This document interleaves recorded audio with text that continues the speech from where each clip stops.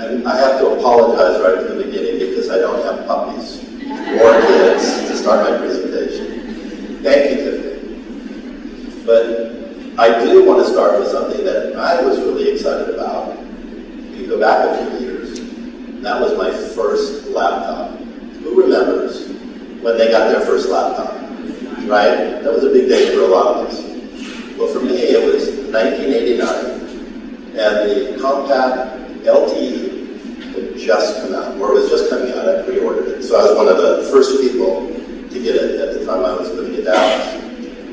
I was so excited. I could actually take this with me on an airplane, because prior to that, we had this big lunch box. That was the closest thing I had portable computing. I get on an airplane, and people would walk up and down the aisles asking me, what's it like being able to work on an airplane? Because I would just take it out of my briefcase, back then I had briefcases, get it out of my briefcase, flip it open on the tray and start working, wondering who's watching me. I mean, it was a big deal. Since then, technology has come out at a faster and faster accelerating pace over the years, to the point where when something new doesn't come out almost weekly now, we're wondering what's going on. Or if we have a cell phone that's 8 or 9 months old, we're thinking to ourselves, are we using something that's obsolete? It's just hard to keep up. Well, it's really impossible to keep up. But every once in a while something comes out that changes the world in some dramatic way that we don't see coming. It creates disruption. And I want to give you an example. And these disruptions are typically unintended consequences of the popularity and impact a product has.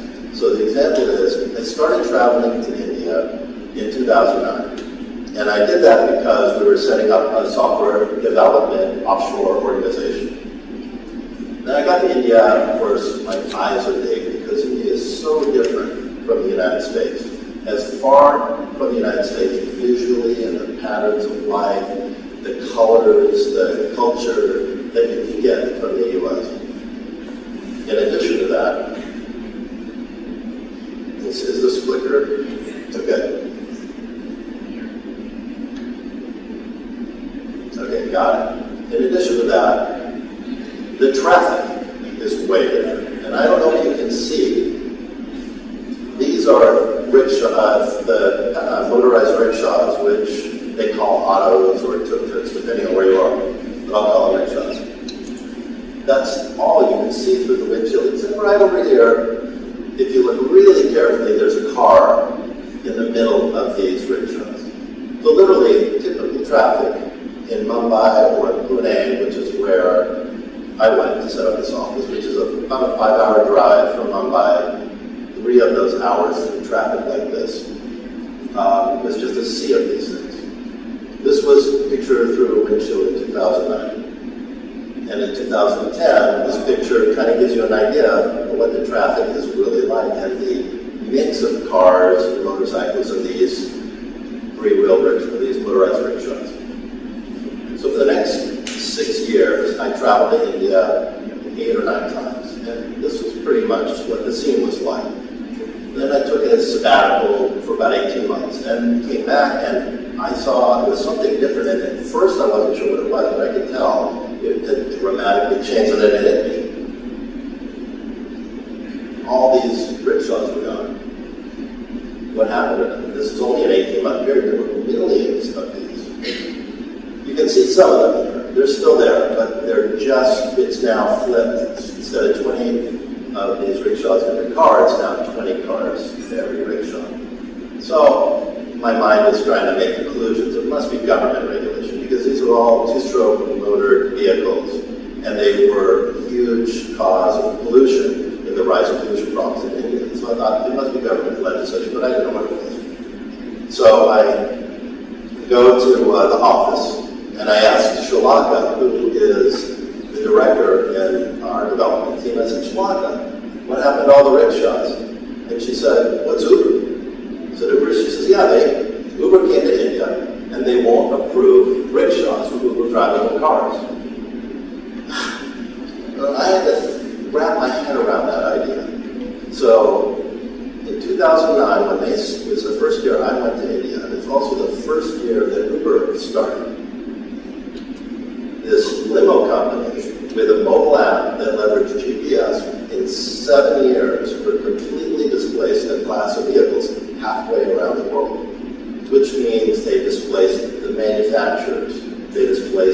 drivers, but they created new opportunities for people who could afford to drive cars that were Uber-supported cars. This is what I mean by unintended consequences of disruption. Because I wasn't there, but in 2008, when the founders of Uber were sitting in their garage coming up with this idea, I don't think that they were thinking to themselves, we can eradicate rickshaws in Southeast Asia. Oh, did I mess up? Oh, right at the punchline, too. We could eradicate all the rickshaws in Southeast Asia. It's just not how people think when they're starting, when entrepreneurs are starting a company. But when something becomes this impactful, things happen that they have no idea of. Now, there are things in the world that are predictable, trends and movements. We can see things coming. For example, for years, my friends and I could see that all this proliferation of these devices, Ring Pager, Palm Pilot, GPS, MP3 player, all these things eventually, cell phones would all start to come together to have one device, once it got small enough and inexpensive enough.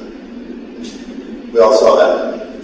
We all saw the fact that when digital cameras came out on the scene, that they were getting higher pixels, they were getting cheaper and smaller, and more available to everybody. The film eventually would go away. Everybody from Kodak saw that. That digital media people would be getting their information that way, right? And so eventually the newsprint companies that didn't embrace digital technology would eventually be displaced. And we see massive consolidation in that industry, which is still going on today. And with the discovery of vaccines and their tremendous effectiveness, and then the political and social will that followed, and the campaigns behind it, we would eventually see the eradication of diseases like smallpox, polio, and rubella. So I believe we called that eradicated around 2000. However, most disruption comes at us in ways that we don't expect. And it makes it feel like we're standing on ground that is shaky and unstable because we can't predict, like the drivers in India couldn't predict that one day this app would come to India and would completely destroy their industry within just such a short period of time, right? So even though my friends and I all predicted that phones would eventually be a single device and would get rid of all these handheld devices that we have, none of us could see the iPhone coming. So I remember I don't remember if any of you remember when Steve Jobs first presented the iPhone, just before it was first launched, and how odd it seemed, at least to me. And I think of myself as being pretty open-minded and usually be able to abstract the value of something when I see it. When I saw that, I thought, why would that matter? Who would care about this? What happened to the buttons? I want a button so I can push a call on the phone. But 6 months later, I kept hearing all this buzz, and I thought, I have to get one. And I got one, and within a couple of weeks, I couldn't imagine how I could live without it. And this will blow your mind. I found this last week. If you have an iPhone, original iPhone, even with the box, it's worth a lot of money. That's the one. There's several like this on eBay. So this is the mark of a truly iconic, disruptive product. So it's only 12 years ago that it was launched, and it's already an extremely valuable collector's item. So who could have seen these products coming? Facebook, Twitter, Instagram, Snapchat, Airbnb, Tinder, Bitcoin, Amazon, Alexa, Tesla. And who would have imagined that all this stuff would be running in something called the cloud? We're getting used to this concept now, but just 2 years ago or 3 years ago, all I ever heard about is, what's the cloud? What is a cloud? How do I know if I'm in the cloud? Right? Well, it's really foggy. And that the use of these products and the proliferation of them would give rise to a generation, millennials and especially Generation Z, who would see the world so differently from how we see the world. This extreme concept of work-life balance, not just work-life balance, but extreme work-life balance. The idea that you should be able to work from anywhere, right? Not only anywhere, but any country, and do the same job. This idea that employers have to struggle on a daily basis to attract and engage millennials and convince them somehow that the idea of a career that lasts more than 2 years is a good thing, right? And that same generation, because of the way they get information, would be susceptible to information that is less than credible, which would then usher in things back in, things like measles. How did this happen? Well, it's not because of the data. There's no question about the effectiveness of vaccines around the world. If you're vaccinated, if your population is vaccinated, they don't get these diseases. If they're not, they get them. So it must be related to this idea that you guys actually did too good a job. You got rid of the disease and you got rid of the conversation. Because when there's no disease, you can stop talking about it. When they stop talking about it, political will starts to die, social will isn't really there. People forget why it mattered so much. And then there lacked the galvanization to be to have defenses against new information coming in. And that critical thinking part of the brain just starts to go to sleep. So the idea in my mind is, it's like the lid is on the jar. Even if you take that lid off the jar, you can't convince people to look up. And this comes from a metaphor from a book that is a favorite metaphor of mine. The book is Secret Life of Bees. So I don't know, has anybody read Secret Life of Bees? Okay, a few of you. Well, the protagonist in this book is a little girl. She is sleeping in her bedroom, and at night she hears all these bees in the wall, but she can't convince anybody that there's really bees in her wall. So she captures some of these bees in a jar to prove to her parents that she really does have a problem with bees. And she keeps the bees in the jar for a couple of days, but she starts to feel bad. Oh, I've ruined the life of these bees. So she decides to let them go. She takes the lid off the jar, and they don't fly out. They kept bumping into this lid, and they learned where the lid was, and so they learned how to fly just below it. And she leaves the lid off overnight, and they still don't leave the jar. So until she gives those bees a different perspective, they don't fly out until she turns them sideways. So I liken this metaphor to this idea that when people get an idea in their mind, and they feel any survival around that idea, then to convince them that that idea doesn't really exist is really difficult, or that threat that they feel. So it always boils down to some survival, either survival protecting your ideas, or survival that you're going to put yourself in some kind of real danger that's perceived. So in this case, this is perceived danger. When she takes the lid off the jar, the bee still won't fly out. What makes this even worse is this idea of social media news, which is an oxymoron, right? It's either social media or it's news. But this is how people are getting their information today, especially these newer generations, from YouTube, from Daily Show, from Twitter, from Instagram, from all of these non-credible, real or less than credible sources, depending on who's following them. And the news that gets people's attention is the things that scare them, right? This is just natural. There's this concept that most people here, who's heard of Maslow's law? Most people, it's this idea, it's a hierarchy, a Maslow's hierarchy of needs.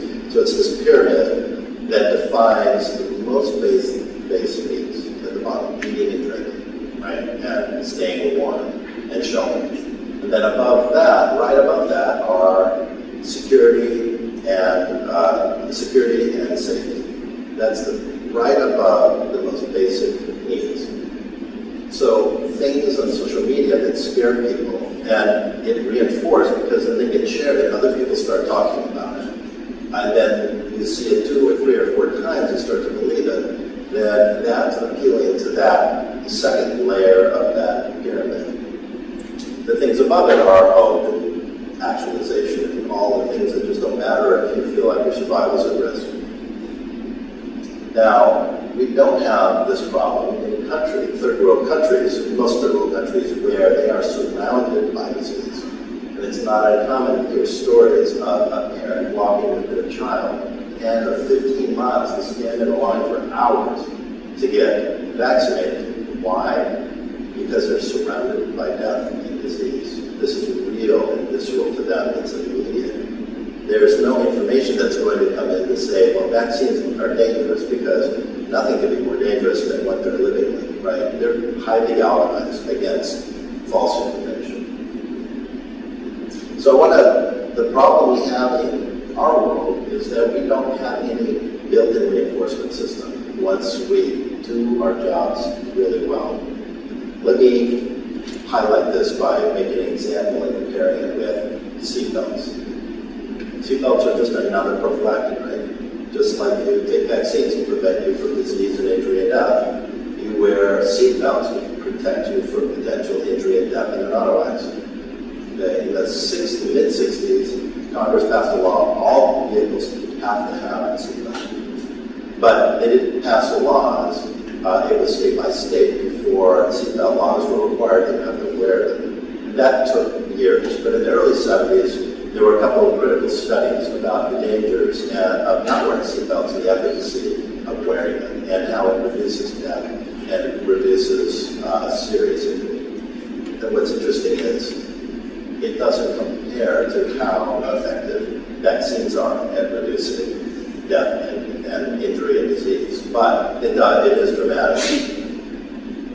So now, the law that I remember, I don't know if any of you remember right when the seatbelt laws were first implemented, but I remember feeling resistance, like the government's getting into my life in ways I feel like they should. I should be able to get in my car and drive. If I don't want to wear a seatbelt, I don't have to. But I didn't want the fine more than I didn't want to have to wear the seatbelt, so I said, whatever, I wear a seatbelt. But then the news started to shift, where the news used to be like something like 10-car pilot, 10 people dead, right? That's what the news would say. But after the seatbelt laws were passed, we started to hear kind of distinctions in the news, where you'd hear 10-car pilot, 7 people injured, 3 dead, people who were thrown from their car because they weren't wearing seatbelts. We hear this over and over again. And then we would see movies with the dramatic music and a bunch of teenagers in the car having fun, and then in the back seat not wearing seatbelts. You know an accident's about to come, right? And half those kids are going to die, and the other half's lives are going to be destroyed. Over and over again, we kept getting the self-reinforcing stuff that's just built in, to the point where I can't remember the last time I ever thought about not wearing a seatbelt. I immediately feel unsafe. I remember maybe 20 years ago, I had somebody get in the car that didn't want to wear a seatbelt. I told them, I'm not going anywhere until you put your seatbelt on. But I can't even remember the last time that happened, because it's so ingrained in our consciousness. We feel so at risk not wearing it. And that's just because of this built-in reinforcement. I don't know how you duplicate something similar in public health, but we need to find some way to do something like that, right? Okay, so now, what happens when we do get an outbreak? Well, all of a sudden that whole reinforcement engine starts back up again, right? So we have this measles outbreak. The news says measles, and then they say the people that are getting them weren't vaccinated, kind of like people that died from car accidents weren't wearing seatbelts. And what happens? New York passes a law almost overnight. I don't know how many people have heard of this, about New York's law? Well, I just heard about it last week. It was passed amazingly quickly. Then now it's illegal not to be able to vaccinate. You get a $1,000 fine if you're found to not have your vaccinations. All primarily because of this news. People get scared, then all of a sudden there's social will, political will, and things happen. And I hate to sound like I'm a fearmonger. Actually, in preparing for this presentation, I was always like, we have to motivate people with positive things, right? That's how you do it. And as I'm doing this presentation, I'm thinking, oh my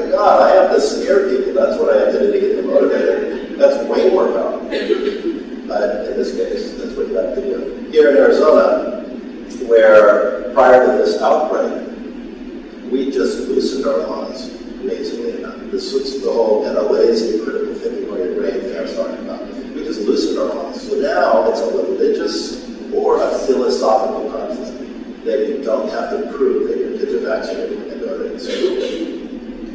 How is that even possible? Okay, so it all boils down to this. If it gets deeply enough in our psyche that it's a threat and it's reinforced often enough, it sticks.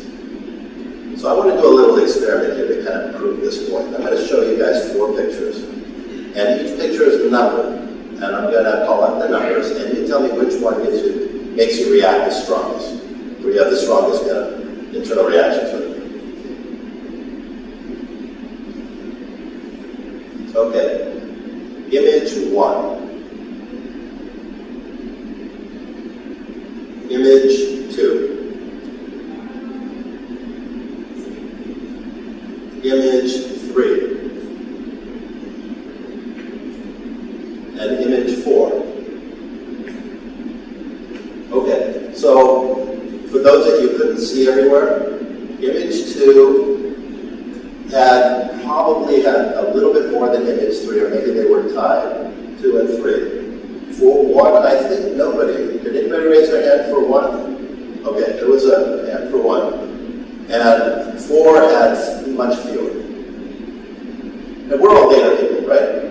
As we live by data, data tells us what we should be afraid of and what we shouldn't be afraid of, right? The things that should matter to us, or maybe it should. So let's look at the data. So, this is opioid, this is the yellow. Actually, I can just call out the colors. Opioid is the yellow, right? And we all know that this is a critical problem right now. But what's making it critical isn't the number of deaths. At least in my opinion, what's getting all the attention is the rise, is the steep rise, which is scary because we don't know where that rise is going to end.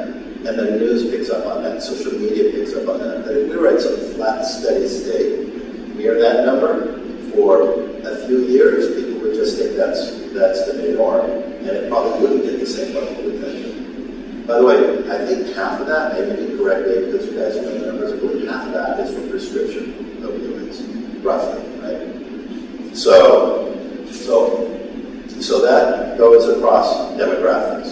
This is not a particular segment of the population other than somebody who has pain. And I really understand how easy this is, how addictive these drugs are. In 2000, I had back surgery.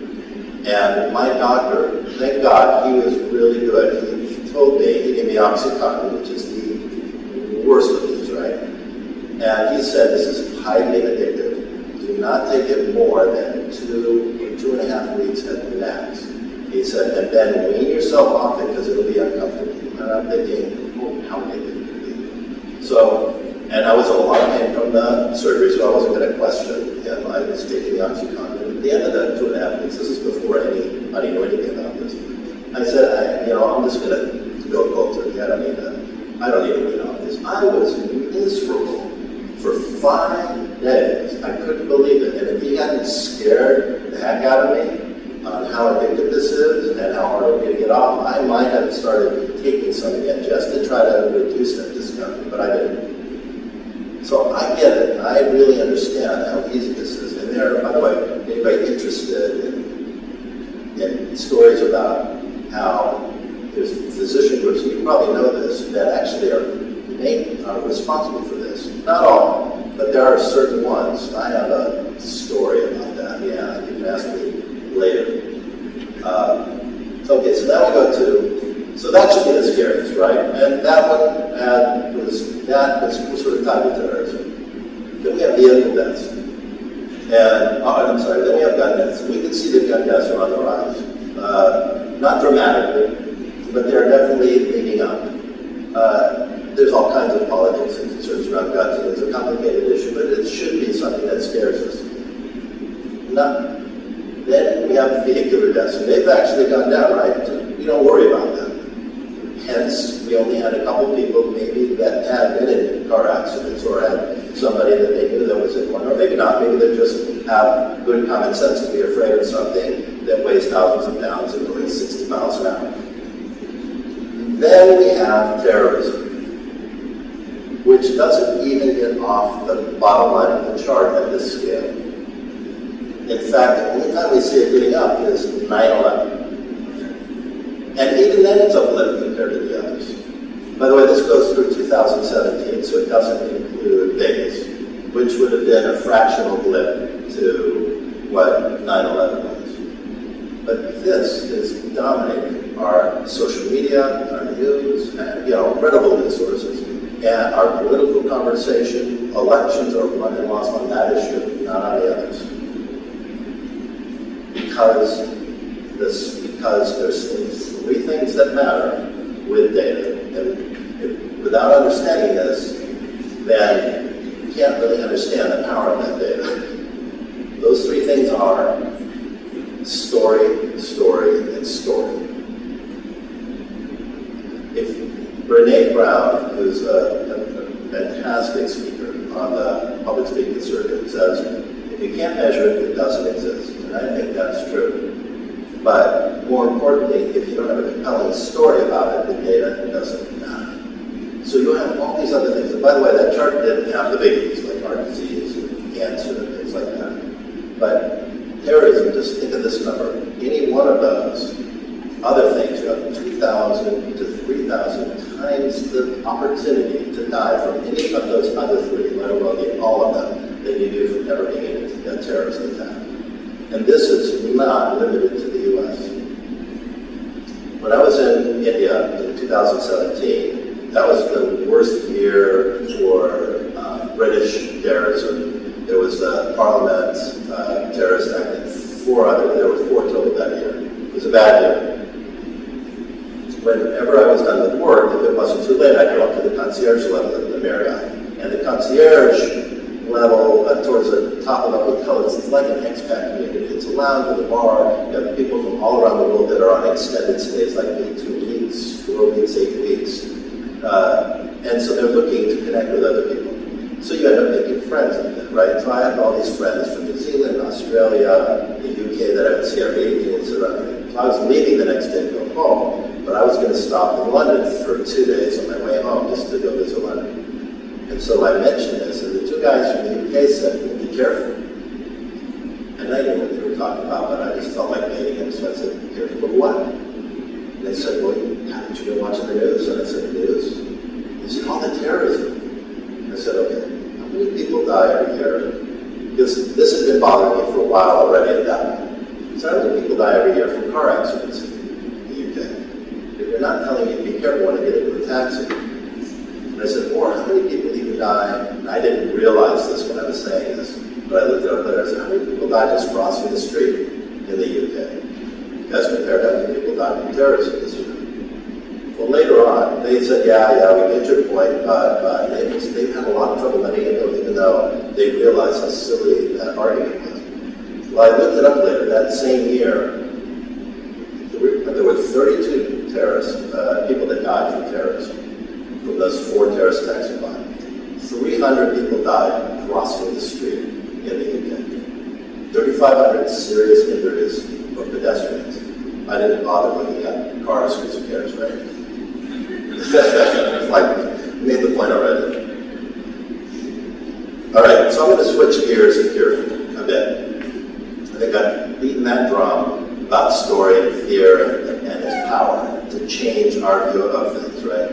I'm just curious, the people that raise their hands for terrorism, by the way, no matter what group I ask, I either get that many or I get a majority that pick the terrorists. And that group can be, like I did this over the weekend, and the group I picked were 4 doctors. And 3 of the 4 picked the terrorist picture. So it doesn't matter education or background, it's so prevalent. Everybody's picking it. Okay, so how many people that pick terrorism still think that should be the scariest thing? Or the thing that you should react to the strongest because it has the biggest chance of really making you, affecting your lives. So if you still think that terrorism is the one you react to strongly, raise your hand. And it's okay if you do. Okay, that's fair. And I'm not saying this right or wrong, I'm just curious. just out of curiosity. I'm not trying to convince you. Maybe you have a story. Maybe you have a story behind it. I'm curious. Okay. Thank you for being honest and sharing. Okay. So now I want to change gears a little bit. So the future of disruption, I believe most of it is going to really consequential disruption that we may not see coming is going to come from things related to big data. And many of these may be related to products that were created and then the data that follows that. So I'm going to talk about two products that I'm involved with. Well, the first one I'm involved from the data side. The second one is part of my company that we were talking about and how the potential consequences or unintended consequences of both. And I'm bringing them up because I think they make cool stories, not just because I'm trying to promote my products. And you'll see what I mean. The first one has to do with bones. So what is it we really know about bones? You ask an orthopedic surgeon, they'll say, I know a lot about bones. Do they really? They do know what their favorite tools are to use on bones. They're a hammer, a drill, and a saw. And these are three technologies that have not changed perceptibly in, 30 years, 60 years, 90 years? I have no idea. Hammers, it's pretty much the same for hundreds of years, probably. Saw, same thing. Drill, maybe it's a little, they haven't changed. So, this is a friend of mine who's an anesthesiologist, and he sat through all of these orthopedic surgeries because he does a lot of anesthesia for outpatient surgery. And he came up with this brilliant idea about 8 years ago, and through many prototypes and FDA approvals, and so on coming on the market this year. He's going to reinvent the drill, and in doing that, he's also going to reinvent the saw. This is the first massive technical breakthrough. These two instruments in 100 years. Somebody else will have to reinvent the hammer at some point in the future. All right. So let's talk about what a surgeon does with the drill. And I apologize if this is a little bit too much, but they drill into bones, right?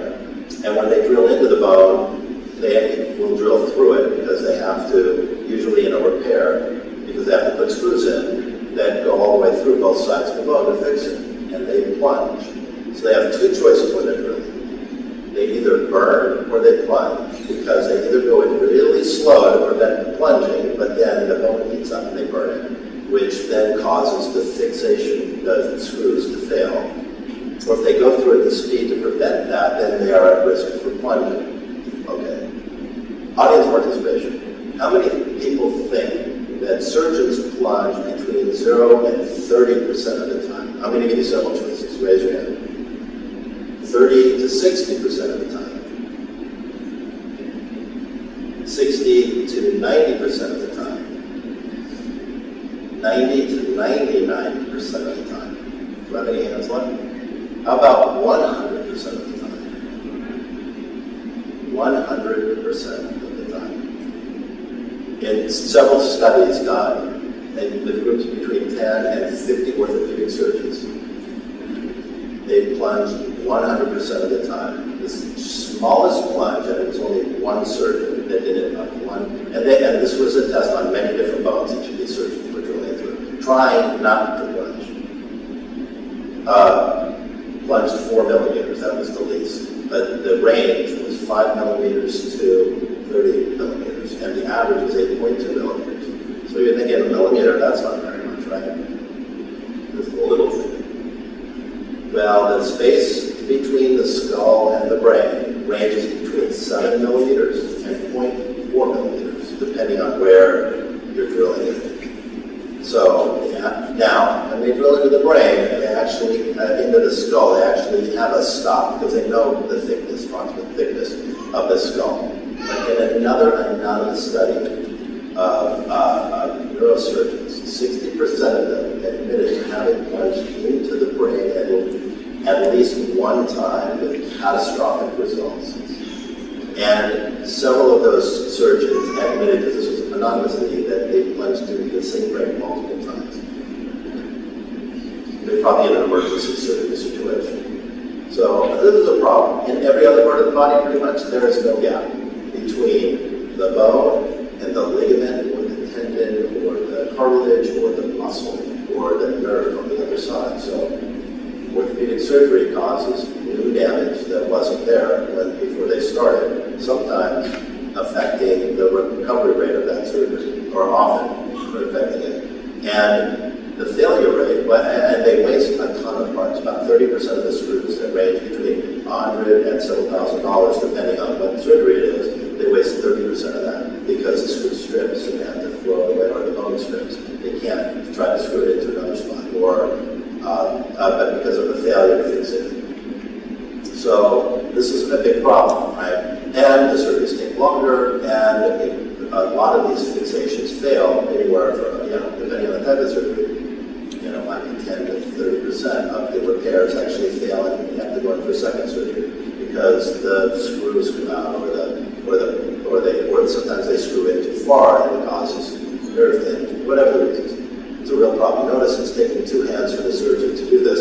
One is holding the drill guide, which protects the skin, and the other is holding the drill. By the way, that drill, when I said it really hasn't changed much, when I was in my mid-20s, went skiing, and I tore this ligament in my thumb. So I went to a hand surgeon who was recommended as a really good hand surgeon. And he said, you have to come back, it's torn, we need to pin it, and we need to put it in a cast for 6 weeks so that it has a chance to heal. So he said, fine. So I go back the next day, and I sit down, and there's a tray. The nurse comes in, takes the cloth off the tray, and there's a Black & Decker drill, a pair of pliers, and a steel shaft with a little drill bit on the end. And then the doctor walks in right after that, and I look at him and I say, please tell me that carpenter just left this. And he said, you know what they say? I'm going, who says what? He goes, no, but it doesn't matter. They're Black & Decker. He starts dancing. He starts dancing and singing Black & Decker jingle. Then he said, well, I could have bought a surgical drill for $1,000, but $39.95, and it comes with a lifetime guarantee. He's thinking he's being funny. I'm thinking I need to get the hell out of there. Excuse me. I had a reaction. So, but he actually did a great job, and luckily, he did not have to drill all the way through the second bone. He needed to drill into it to fix it. I didn't have the plunge issue that most people do, but that's how little these things can change. So, comes the smart drill. The smart drill combines that guide, that skin protector, with the drill itself, and puts it on a separate motor, and puts sensors in the drill bit so that it can actually measure all the torque and all the speed, and it measures everything. It knows exactly where it is inside the bone and the length of the drill. You can see a surgeon here using it. They don't need two hands now. So the second hand in this case is free to just sit there, float in the air, but they could be using it for something constructive. And the amount of data that they're capturing, so they can see. So in this picture, the peaks are the walls, and the middle is the marrow. So that it knows it can figure out the density of that bone, the brittleness, where the bone ends, and it stops as soon as it's through. And it goes through the bone an average of ½ millimeter at the end, and at the most that they've measured is 1 millimeter. So this changes that. Not only does it change the drilling, but it knows exactly how much torque now to put into the screw and what screw, the length the screw needs to be, the thread pitch that they need to use on it, whether it's a locking screw or not, all this stuff. And out of 100 screws used in surgical trials, only one screw had to be thrown away instead of the normal 30%. And that one screw was the very first one. The inventor was worried about his product, and he was the one doing it. He was afraid, and so he didn't trust the numbers. Otherwise, it would have been 100. So it eliminates the waste problem. It shortens the surgery, reduces that $100 a minute time in MOR. The patient's recovery, you know the numbers on this, but it's obvious the recovery will be faster and better. Once they have those numbers, they'll get public. Anyway, this is going to change everything. And then they're going to fix an oscillating saw on the end of this. So they drill some, if they're going to soft throat bone, they drill a couple pilot holes so that they can see the depth in different places, which then models the curve. Now they take the oscillating sonic nose to cut through at that curve without affecting any tissue behind it. So you just reinvented two of the instruments used the most by orthopedic surgeons, except of course they have another.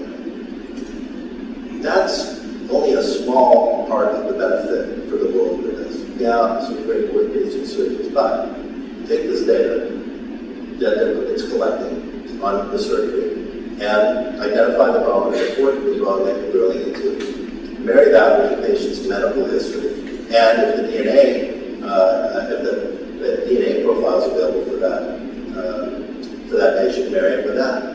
And do this 100, 200, 300, 500,000 times, and all of a sudden you know things about bones you could have never known. Like maybe you find out that Hispanics with a certain genetic profile that happen to live in the Southwest or happen to have a certain type of lifestyle or take a certain medication and something that over time reduces osteoporosis in women who would normally be susceptible in other ways. You might learn things like that. You might learn things related to people getting cancer, or learn things that we could never really have learned. We might learn things about other systems in the body because this data now gives us insight to something we never had insight to before. All because now we're measuring the torque on somebody's bone and tying that to their medical history. Okay, so this next one that I'm going to talk about is a story that I've been heavily involved with because it's a company that I'm partnered in. We started 7 years ago, or 7 years ago, trying to build a social network for physicians with the idea that they could freely exchange medical records between each other by requesting access to a patient record in the practice of physicians in EMR. So I could say, could I see this patient's record? And the other physician would just have to say, sure you can. And now I could pull it from an EMR. I wouldn't have to wait for somebody in their office to send it to me, which I see as one of the biggest problems we have in healthcare today. Well, we ran headfirst into meaningful use of HIPAA and this concept, and the EMR company is building Chinese walls around their products. We even had an EMR company, one of the biggest ones. After we started pulling data from it, they encrypted the physician note so that we couldn't see it anymore. So, yeah, I think that company was fined a lot of money because they did that. But this is still a huge problem. As a result, somebody goes to a urologist, then they go to an oncologist because they're found they have cancer, and then they end up at a radiation oncologist to get treated. And each of those steps, even though they're part of the same health information exchange, and each of those steps, they have to request records for tests and studies that have already been done, and they can't get them in a timely manner. So they just order the same test again, 2 times, 3 times, 4 times, because they don't have free access to that record, and the patient doesn't have free access to those records. Okay. We said this is too big a problem for us to solve. Any EMR company could stop us from being effective, and so we abandoned that and took a different approach. We said, let's just collect and aggregate data. At least start this way. We'll make a business out of it. And we'll focus on one group that has very few EMR software systems that represent 90% of that group. And because my partner is an aesthetic surgeon, we picked, and we had a good relationship with the Aesthetic Surgery Association, we picked that. We partnered with another company that develops an IoT device, an Internet of Things device, don't know that term, and we send that device out to the doctor's office. They plug it into their network, which gives us access to their EMR database. We pull back 15 years of history, and then from that point on, we just pull back history nightly. The doctor gets a business intelligence dashboard where they can look at their practice and compare it to an aggregate of other practices in their area, and they can say, oh, I'm charging too much for this, not enough for that. I'm not doing marketing this procedure, but these other guys are all marketing a different procedure. now a real business view of their business compared to their peers.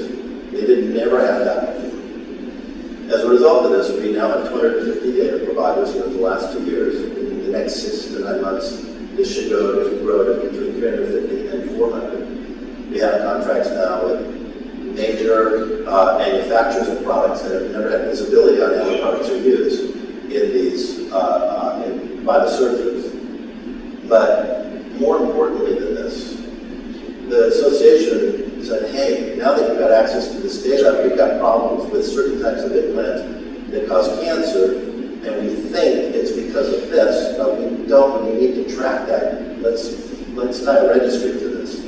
Because as anybody who's ever dealt with physician registries, patient registries know, they're a pain. Because it's all anecdotal information. You have to track the patient over a period of time and report.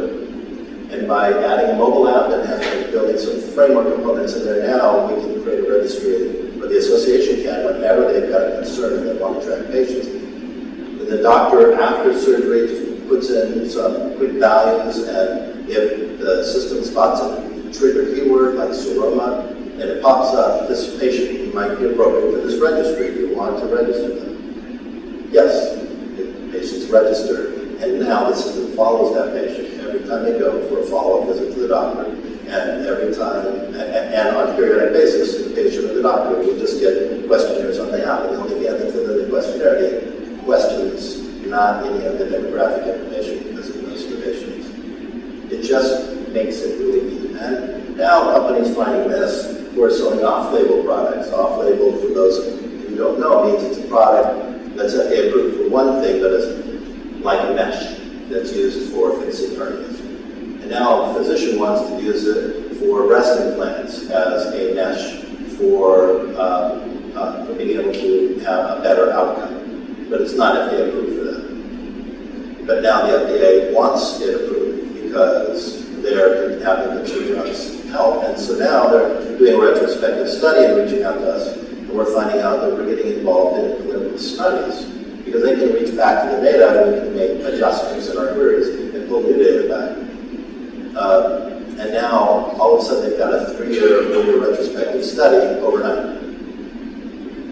And then, I don't know if any of you heard about, how many people heard about this big concern that came up with breast implant health or disease or condition that the FDA got concerned about? They convened 5 weeks ago a 2-day panel.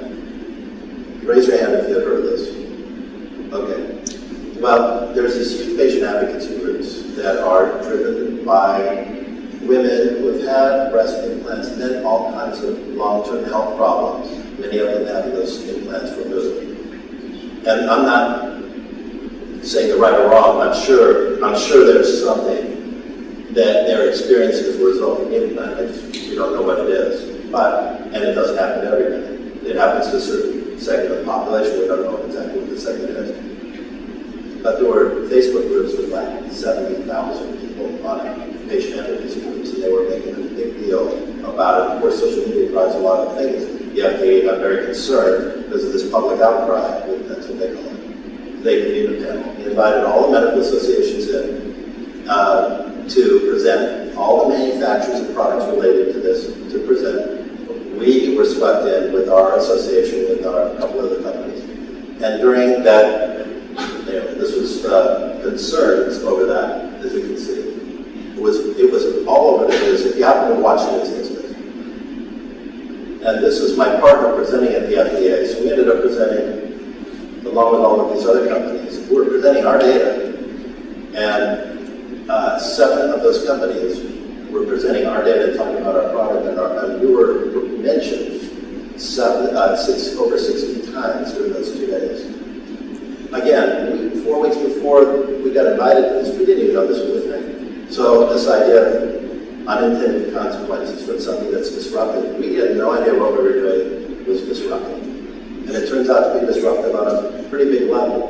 And now we are a implantable device surveillance platform, not a business aggregation, business intelligence system. It's the same thing, it's story, right? So the FDA approaches us because they think it's great what we're doing.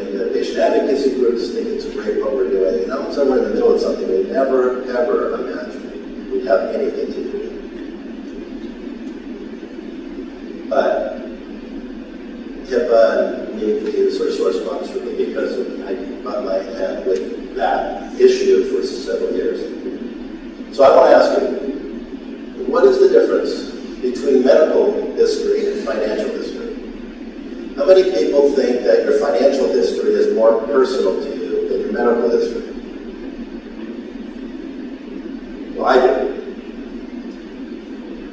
A few people. Okay, so then I'm assuming everybody I'm going to have to raise your hand. How many people think its medical history is more personal to you than your financial history? Okay. It depends on who you ask.